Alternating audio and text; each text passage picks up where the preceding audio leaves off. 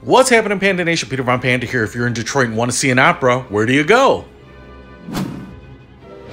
Located in the heart of downtown Detroit, the Detroit Opera House Theater is not just for operas. They show plays, musicals, the whole nine yards. So I went there to see a show, and it's a really great theater.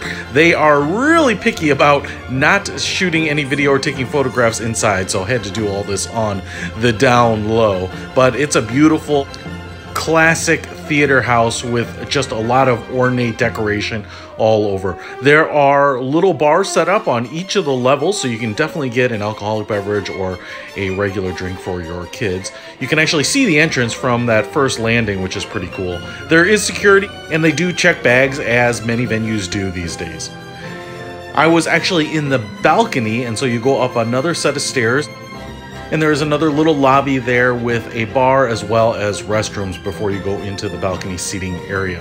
The whole area here is really nice, just rich ornate decoration, which you probably wouldn't associate a lot with Detroit. That same style and decoration carries into the theater itself. In the upper level, the seating is stadium-like and very steep, and so you get a pretty good vantage point toward the stage from all of the seating positions. The seats are pretty old. They are wooden flip-down stadium seats, but they are really nice. They're well cushioned, and they are pretty wide for seats, so they're actually very comfortable compared to a lot of the more modern seats.